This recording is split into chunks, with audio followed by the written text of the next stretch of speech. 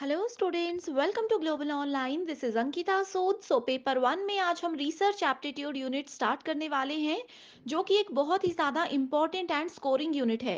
तो स्टूडेंट्स, इस सेशन में मैं आपको बताऊंगी कि रिसर्च यानी कि शोध क्या होता है, क्यों और कैसे इसको इस्तेमाल किया जाता है। तो ये बहुत इंपॉर्टेंट टॉपिक है। इसी से आपके आगे आने वाले सारे सेशंस बहुत इजीली क्लियर हो जाएंगे। हमारा आज का टॉपिक है रिसर्च मैथडोलॉजी इंट्रोडक्शन। तो रिसर्च में इंट्रोडक्शन से हम शुरू करेंगे। अब जैसे कि इसके नाम से ही आप लोगों को क्लियर होना चाहिए कि रिसर्च, सर्च का मतलब होता है किसी चीज को ढूंढना। रिसर्च का मतलब होता है कि कोई चीज ऑलरेडी हमारे पास है, लेकिन हम फिर भी उसी चीज पे सर्च कर रहे हैं, उसी चीज को सर्च कर रहे हैं। ठीक है। बार बार किसी पर्टिकुलर टॉपिक पे, बार बार किसी चीज पे अगर हम लोग सर्च करते हैं, ठीक है, फाइंडिंग्स कुछ नई लेना चाहते हैं, तो उस चीज को बोला जाता है रिसर्च। रिसर्च क्या है? ये एक केयरफुल एंड डिटेल स्टडी है। किसके बारे में? किसी भी एक स्पेसिफिक प्रॉब्लम के बारे में। ठीक है। मान लीजिए हमारे पास एक प्रॉब्लम है, किसी भी कोई इश्यू है हमें, ठीक है। हम उस पर कोई सॉल्यूशन को फाइंड आउट करते हैं, लेकिन हमें क्या लगता है कि ये सॉल्यूशन से हमें सेटिस्फेक्शन नहीं हो रही है, तो हम उसको रिसर्च करेंगे। यानी कि हम कोई दूसरा सॉल्यूशन ढूंढने की कोशिश करेंगे कि हो सकता है जो फर्स्ट हमारा रिजल्ट था, जो फर्स्ट हमारी फाइंडिंग्स थी, उसमें कुछ कमियां रह गई है, तो इसीलिए हम लोग फिर से उस चीज को सर्च करते हैं। That is called research. ठीक है। तो पहली चीज आपने ये याद रखनी है कि ये एक केयरफुल एंड डिटेल स्टडी होती है किसी भी एक पर्टिकुलर प्रॉब्लम के बारे में। पेपर वन के बेस्ट प्रिपरेशन के लिए कंप्लीट कोर्स में लेकर आई हूँ, जो कि एग्जामिनेशन के डिफिकल्टी लेवल, लेटेस्ट क्वेश्चंस के pattern and previous year examination के एनालिसिस के हिसाब से बनाया गया है। इस कोर्स में स्टूडेंट्स डेली लाइव लेक्चर्स के साथ आपका 100% सिलेबस एग्जाम से पहले कवर करवाने की श्योरिटी दी जाती है। बहुत ही ईजी लैंग्वेज में रियल लाइफ एग्जाम्पल्स के साथ पहले आपके कॉन्सेप्ट क्लियर करवाए जाएंगे। उसके बाद आपको प्रैक्टिस के लिए प्रीवियस ईयर क्वेश्चन और एक्सपेक्टेड एमसीक्यूज दिए जाएंगे, ताकि आपको ये भी क्लियर आइडिया हो जाए कि जो आपने पढ़ा है उसमें से कैसे क्वेश्चंस एग्जाम में आते हैं। फुल सिलेबस मॉक टेस्ट है, जिसमें से कि guaranteed as it is questions exam में देखने को मिलेंगे ही। इसके लिए एक न्यू बैच हम स्टार्ट कर रहे हैं, जो कि मंडे से स्टार्ट हो जाएगा। आप सभी स्टूडेंट्स बिना देरी किए गिवन नंबर्स पर कांटेक्ट करके इसको ज्वाइन कर सकते हो। एंड इससे पहले फ्री वीडियोस देखनी है तो ग्लोबल ऑनलाइन ऐप को जरूर डाउनलोड कीजिए। स्टोर सेक्शन पर सर्च बार में कोर्स का नाम लिखने के बाद आप कंटेंट पर क्लिक करोगे, आपके सामने फ्री डेमो वीडियोस है। कंप्लीट पेपर वन का मेरा कोर्स आपको मिल जाएगा, जिसके अलावा एक्स्ट्रा आपको कुछ भी पढ़ने की जरूरत नहीं रहेगी। तो स्टूडेंट्स, ये बेस्ट कोर्स है आपके लिए, जो कि आपको मदद करेगा पेपर वन में इजीली 100 में से 80+ स्कोर करने में। आपको बिल्कुल परेशान नहीं होना है, बस गिवन नंबर्स पर व्हाट्सएप के थ्रू कांटेक्ट कर लीजिए। इसके अलावा इसमें बोला गया है कि research is a logical and systematic search. Logical का मतलब है कि अगर हम किसी भी चीज को सर्च करना चाहते हैं तो उसमें कुछ लॉजिक्स होते हैं। ऐसा नहीं है कि कोई प्रॉब्लम में फंसे हैं और डायरेक्टली हम लोग उसका सॉल्यूशन ढूंढने लग जाएं। कुछ लॉजिक्स लगाने पड़ते हैं, कुछ एक सिस्टमैटिक वे में हम लोगों को स्टेप बाय स्टेप जो है हर एक प्रोसेस को फॉलो करना पड़ता है रिसर्च में। ठीक है। Research is a logical and systematic search for new and useful information on a particular topic. ठीक है। नेक्स्ट बोला गया है, it is an investigation of finding solution to scientific and social problems through objective and systematic analysis. तो अब जैसे आप सभी को पता है कि अब यहाँ पे आप लोग पीएचडी की तैयारी कर रहे हो, इधर हम लोगों को रिसर्च करना कंपलसरी होता है पीएचडी में। ठीक है। तो हम किस बारे में रिसर्च करते हैं? कोई भी एक सोशल प्रॉब्लम, कोई भी एक साइंटिफिक प्रॉब्लम होनी चाहिए, या फिर कोई एक इश्यू है जो कि काफ़ी टाइम से सब लोग फेस कर रहे हैं उस पर्टिकुलर फील्ड में, तो हम लोग रिसर्च में क्या करते हैं, उस चीज़ का एक परमानेंट सॉल्यूशन ढूंढने की कोशिश करते हैं। ऐसा भी हो सकता है कि हमसे पहले काफ़ी स्टूडेंट्स ऐसे आए होंगे जिन्होंने उस टॉपिक को पकड़ा होगा एंड उस पर रिसर्च की होगी, बट मे बी ये हो सकता है कि उनकी रिसर्च कंप्लीट नहीं हुई होगी, कोई ना कोई इश्यूज अभी भी उस पर्टिकुलर टॉपिक में रह रहे होंगे, तो उसी चीज़ को हम लोग बार बार सर्च करते हैं। That is called research. ठीक है। आई होप ये दो कॉन्सेप्ट आप लोगों के क्लियर हैं। नेक्स्ट यहाँ पे बोला गया है, the information might be collected from different sources. जब हम रिसर्च करते हैं तो जैसे मान लीजिए कि कोई सोशल प्रॉब्लम है, कोई हंगर से रिलेटेड प्रॉब्लम पे हम लोग रिसर्च कर रहे हैं। ठीक है। सो अब डेटा कलेक्ट अगर हम लोगों को करना है, इंफॉर्मेशन कलेक्ट करनी है, तो हम लोग डिफरेंट सोर्सेज से कर सकते हैं। जैसे कि हम लोग इंटरनेट के थ्रू भी डेटा कलेक्ट कर सकते हैं, ठीक है, या फिर हम लोग फील्ड में जा करके लोगों से बातचीत करके, स्लम्स में जा करके इस चीज़ को देख सकते हैं कि लोग किस सिचुएशन में हैं, कैसे इस चीज़ को रिजॉल्व किया जा सकता है, ठीक है। तो डिफरेंट सोर्सेज से हम कर सकते हैं, जैसे कि एक्सपीरियंस, ठीक है। ये होता है कि अगर कोई ऐसी फील्ड है जिसमें मैं बोलती हूँ कि मेरा पुराना एक्सपीरियंस है, मुझे पता है कि ये चीज़ कैसे काम करती है, तो उसमें वो चीज़ भी हमें रिसर्च में हेल्प करती है। ह्यूमन बींग्स, जैसे मैंने आप लोगों को बताया कि फील्ड में जा कर के हम लोगों से बातचीत करते हैं, उनके व्यूज़ जानते हैं, ठीक है। बुक्स के थ्रू, जो प्रीवियसली पब्लिश्ड बुक्स होती हैं, जर्नल्स होते हैं, इन सब चीज़ों के थ्रू हम क्या कर सकते हैं, डेटा को कलेक्ट कर सकते हैं अपने रिसर्च के लिए। नेक्स्ट इंपॉर्टेंट पॉइंट यहाँ पे ये बोला गया है कि research can be lead to new contributions to existing knowledge. यानी कि जैसे मैंने आप लोगों को बताया, ऑलरेडी उस चीज़ के बारे में हम लोगों के पास इंफॉर्मेशन है, उस चीज़ का नॉलेज है, लेकिन उसमें न्यू कॉन्ट्रीब्यूशन क्या आया है, दैट इज कॉल्ड रिसर्च।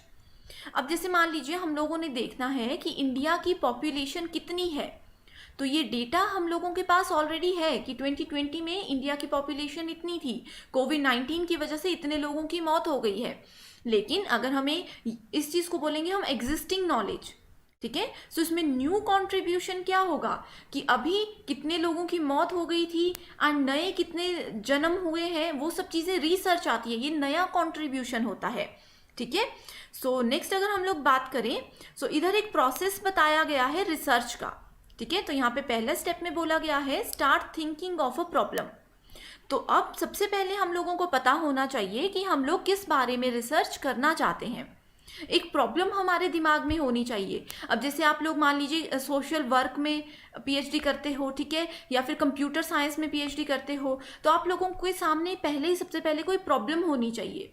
उसके बाद प्रॉब्लम के थ्रू आप क्या करोगे, पॉपुलेट करोगे questions we need answer to, ठीक है। उसके बाद उस प्रॉब्लम में आप देखोगे कि ये प्रॉब्लम्स हैं, ये हमारे दिमाग में क्वेश्चंस रेज हुए हैं, तो इनका सॉल्यूशन हम किस तरह से निकाल सकते हैं। तो इस तरह से आप लोग इस बारे में सोचना शुरू करोगे, ठीक है। तीसरे स्टेप में क्या होता है, right the research hypothesis. Hypothesis का मतलब होता है अनुमान लगाना, गेस करना, ठीक है। सो उसके बाद हम क्या करते हैं, रिसर्च में अनुमान लगाना शुरू कर देते हैं कि ये पॉइंट्स हो सकते हैं, हम इस चीज़ में इस तरह से डेटा कलेक्ट करेंगे, इसका ये सॉल्यूशन इस तरह से फाइंड कर सकते हैं। ये आता है रिसर्च का थर्ड स्टेप। नेक्स्ट आता है state of goals for the research, कि इस लेवल पे अगर हमारा एक गोल अचीव हो जाता है तो उसके बाद हमारा नेक्स्ट गोल क्या होगा, दैट इज वेरी इंपॉर्टेंट, ठीक है। तो स्टेट ऑफ गोल्स आप लोगों को रिसर्च में पता होनी चाहिए। नेक्स्ट आता है हमारे पास create research objectives. So research का हमारा क्या मेन मुद्दा है, क्यों हम रिसर्च कर रहे हैं, तो कहाँ से हमने हमारे दिमाग में कोई प्रॉब्लम आई या कोई प्रॉब्लम हमने फेस की एंड किस तरह से हम उसको कंप्लीट करने के लिए पूरी प्लानिंग कर रहे हैं, ये पूरा प्रोसेस जो है वो रिसर्च के अंदर आता है, ठीक है। सो नेक्स्ट बात करते हैं, यहाँ पे कुछ और इन्फॉर्मेशन दी गई है कि रिसर्च एग्जैक्टली होता क्या है। तो एग्जाम में आप लोगों को इसी चीज़ से रिलेटेड क्वेश्चंस पूछे जाते हैं कि रिसर्च क्या होता है। सो उन्हीं क्वेश्चंस को थोड़ा सा घुमा के पूछा जाएगा, लेकिन बातें सिर्फ यही होंगी, डेफिनेशन सिर्फ यही होंगी जो मैं आप लोगों को आज इस पूरी वीडियो में बताने वाली हूँ, ठीक है। सो पहला बोला गया है कि रिसर्च एक मेथड होता है searching for fact in any branch of knowledge, ठीक है। किसी भी फील्ड में हम लोग क्या कर सकते हैं, फैक्ट को फाइंड आउट कर सकते हैं, उससे रिलेटेड डेटा को कलेक्ट कर सकते हैं, ठीक है।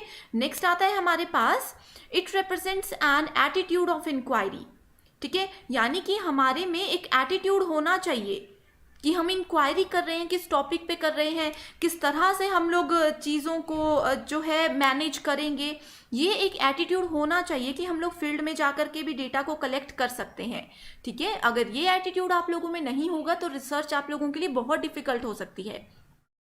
नेक्स्ट बोला गया है it is an attempt to elicit facts and figures, यानी कि प्रीवियस क्या फैक्ट्स थे, क्या फाइंडिंग्स थी, उन सब चीज़ों को एलिसिट करना है, उन सब चीज़ों को भी हमें मद्देनज़र रखना है। ऐसा नहीं करना है कि ये फाइंडिंग्स पहले हो चुकी हैं, ये बेकार है, हम इनको नहीं देखेंगे एंड हम अपने लेवल पे काम करेंगे, ऐसा कभी भी नहीं होना चाहिए, ठीक है। तो हमेशा प्रीवियस फैक्ट्स, प्रीवियस फिगर्स को ध्यान में रख के हम लोगों ने अपनी फाइंडिंग्स शुरू करनी है। नेक्स्ट बोला गया है a systematic and scholarly application of the scientific method. तो ये साइंटिफिक, सोशल, कोई भी मेथड हो सकता है। एंड ये पॉइंट आपने याद रखना है कि रिसर्च एक सिस्टमैटिक प्रोसेस है, यानी कि एक सिस्टम के साथ हम काम करते हैं। वो सिस्टम क्या होता है, कैसे उसको हम फॉलो करते हैं, ये सब चीज़ें भी हम लोग आगे आने वाले वीडियो लेक्चर सीरीज में ज़रूर डिस्कस करेंगे, ठीक है।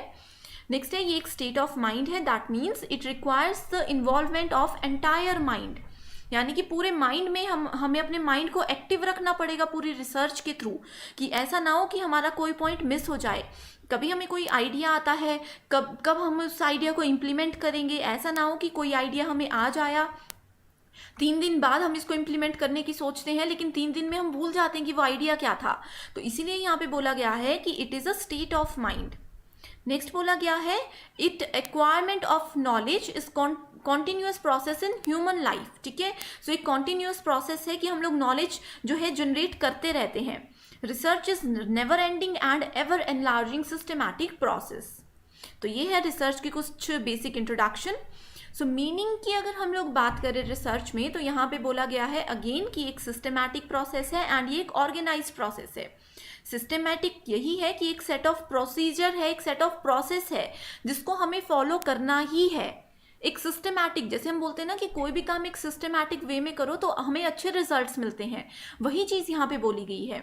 एक नया पॉइंट यहाँ पे ये है कि it is an attempt to pursue truth through the methods of study, यानी कि हम लोग कैसे स्टडी करते हैं, प्रीवियस फाइंडिंग्स को भी स्टडी करेंगे एंड हम सच ढूंढने की कोशिश करेंगे, अपने ऑब्जर्वेशन के थ्रू हम सच ढूंढने की कोशिश करेंगे, ठीक है।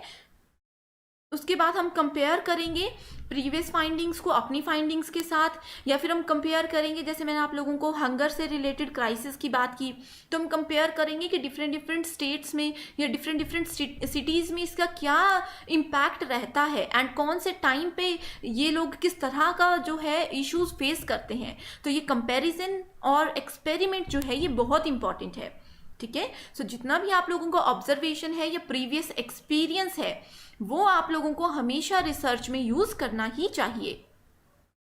नेक्स्ट अब आती है फाइनल जो हमारी ऑफिशियल डेफिनेशंस होती है रिसर्च की, एंड एग्जाम में मैं आप लोगों को बता दूं कि एज इट इज़ डेफिनेशंस भी लिखी होती हैं कई बार, ठीक है। तो आप लोग इन चीज़ों को अच्छे से देख लीजिएगा। एंड अगर आप लोग हमारा पेड कोर्स ज्वाइन करते हो तो आप लोगों को पूरा हम लोग PDF फॉर्मेट में ये चीज़ें प्रोवाइड कराएंगे, सो दैट आप लोग अच्छे से टाइम लगा करके इन चीज़ों को पढ़ सको एंड समझ सको। सो रिसर्च मैंने बताया कि सिस्टमेटाइज एफर्ट होता है to gain new knowledge. Research comprises defining and redefining of a problem, यानी कि अगर कोई प्रॉब्लम हम लोगों ने फेस की है तो पहले हम क्या करेंगे, उस प्रॉब्लम को डिफाइन कर देंगे, ठीक है। अगर उस प्रॉब्लम को पहले किसी और ने फेस किया है एंड ऑलरेडी उस चीज़ पे रिसर्च हो चुकी है तो हम उस चीज़ को क्या करेंगे, रीडिफाइन करेंगे, यानी कि हमने उसके बारे में क्या सोचा, क्या समझा, उस चीज़ को हम डिफाइन करेंगे, ठीक है। इसके अलावा हम फॉर्मुलेट करते हैं हाइपोथेसिस को और सजेस्टेड सॉल्यूशंस, ठीक है। तो इसमें हम लोग इवेल्युएट करते हैं डेटा को, कलेक्ट करते हैं, ऑर्गेनाइज करते हैं। सो यहाँ पे organisation is very important. Next definition यहाँ पे बताई गई है कि research as the manipulation of things, concepts और symbols for the purpose of generalisation to extend, correct और verify knowledge, whether that knowledge aids in construction of theory or in the practice of an art, ठीक है। so, जो भी knowledge हमने collect किया तो उस नॉलेज को कहाँ पे हम लोग यूज़ करेंगे, किस तरह से यूज़ करेंगे, वो सब चीज़ें इसमें हम मैनिपुलेट करते हैं, ठीक है। सो ये है रिसर्च की कुछ बेसिक डेफिनेशंस। सो ये जो फीचर्स हैं इसको मैंने यहाँ पे इसलिए ऐड किया है क्योंकि अभी तक हमने जितनी भी चीज़ें पढ़ी हैं, ठीक है, अभी प्रीवियस 3-4 स्लाइड्स में हमने जितनी भी चीज़ें पढ़ी हैं उन सब चीज़ों को आप लोग फीचर्स में भी काउंट कर सकते हो, ठीक है। So systematic we have already discussed. So logical का मतलब होता है हर एक लॉजिक हमें यूज़ करना है, ठीक है। लॉजिक का मतलब होता है कि एक प्रॉब्लम है, इसका एक सॉल्यूशन हम लोगों को मिला, तो इसको हम ये देखेंगे कि अगर हम ये सॉल्यूशन अप्लाई करते हैं तो क्या इसका पॉजिटिव इम्पैक्ट पड़ेगा एंड क्या इसका नेगेटिव इम्पैक्ट पड़ेगा। तो हर एक लॉजिक लगा करके हम लोगों को रियल लाइफ चीज़ों को रिलेट करके यहाँ पे काम करना होता है, ठीक है। सो अब बात करते हैं एम्पेरिकल की। एम्पेरिकल का मतलब होता है it should be based on observation. एक इम्पॉर्टेंट कॉन्सेप्ट है स्टूडेंट्स ये कि जब भी हम लोग बोलते हैं कि हम अपनी ऑब्जर्वेशन और अपने एक्सपीरियंस के साथ कुछ चीज़ को यूज़ करते हैं, ठीक है, तो वो होती है एम्पेरिकल से रिलेटेड। एग्जाम में किसी भी क्वेश्चन में ऑब्जर्वेशन और आप लोगों को एक्सपीरियंस टर्म नजर आए एंड ऑप्शन में एम्पेरिकल होगा तो आप लोग उसी को सेलेक्ट कीजिएगा बिना सोचे समझे, ठीक है। जैसे कि एग्जिस्टिंग थ्योरी है, उसी को अगर हम लोग फॉलो करते हैं तो वो एम्पेरिकल के अंदर आता है, ठीक है। एंड इसमें बोला गया है अनबाइज्ड। अनबाइज्ड का मतलब होता है कि अगर जो हमारा रिसर्च की हमने फाइंडिंग्स ली है तो एज इट इज फाइंडिंग्स को ही हमें अपने रिपोर्ट में लिखना होगा। इसमें हम कोई भी बायसनेस यूज नहीं कर सकते and should not be judged based on judgments. ये नहीं सोचना है कि हम इसमें अपनी तरफ से थोड़ी बहुत चीज़ें ऐड कर देते हैं। रिसर्च में ये कभी भी नहीं होना चाहिए, क्योंकि आप लोग तो अपनी तरफ से थोड़ी सी इसमें होशियारी कर दोगे कि हमने अपनी तरफ से कोई डेटा ऐड कर दिया, लेकिन क्योंकि जो आप लोगों की रिसर्च को, आप लोगों की थीसिस को चेक कर रहे हैं वो एक्सपर्ट हैं, उन लोगों को ये भी पता होता है कि इस टॉपिक पे प्रीवियस फाइंडिंग्स में क्या क्या चीज़ें हुई थी, ठीक है। सो इन चीज़ों का आप लोगों ने ध्यान रखना है। एंड यहाँ पे बात की गई है क्वालिटेटिव एंड क्वांटिटेटिव रिसर्च की। ये बहुत इंपॉर्टेंट एंड बड़ा टॉपिक है, इसको हम लोग डिटेल में डिस्कस करेंगे। अभी के लिए इस चीज़ को हम स्किप करते हैं, राइट। सिग्निफिकेंस है कि क्यों इसको यूज़ करते हैं। लेटेस्ट इन्फॉर्मेशन अगर हमें किसी टॉपिक पे कलेक्ट करनी है, ठीक है, एक्सपैंड करना है अपने नॉलेज को। Research builds your credibility and new ideas को अगर हम लोग इंट्रोड्यूस करना चाहते हैं किसी एक टॉपिक पे लेकर के, किसी एक प्रॉब्लम को लेकर के, तो उस चीज़ के लिए रिसर्च का सिग्निफिकेंस इंपॉर्टेंट होता है, ठीक है। अब आता है next topic that is most important, that is characteristics of good research. So research की कैरेक्टरिस्टिक्स में पहला अगर हम लोग बात करें, यहाँ पे सभी नाम हैं, आप लोग इनको सिर्फ याद रख लीजिए। एग्जाम में कई बार ऑप्शंस में आता है तो आप लोग सिर्फ देख लोगे तो इजीली आंसर कर सकते हो, ठीक है। पहला आता है एम्पेरिकल। एम्पेरिकल मैंने आप लोगों को बताया कि रियल वर्ल्ड एक्सपेरिमेंट्स, ऑब्जर्वेशन या हमारी जो भी एक्सपीरियंसेस होते हैं, पास्ट एक्सपीरियंसेस, उन सब चीज़ों से रिलेटेड होता है ये, ठीक है। सो इसीलिए रिसर्च जो है वो एम्पेरिकल होनी चाहिए। इसमें हम लोग theory building, mathematical and logical reasoning से रिलेटेड काम करते हैं, ठीक है।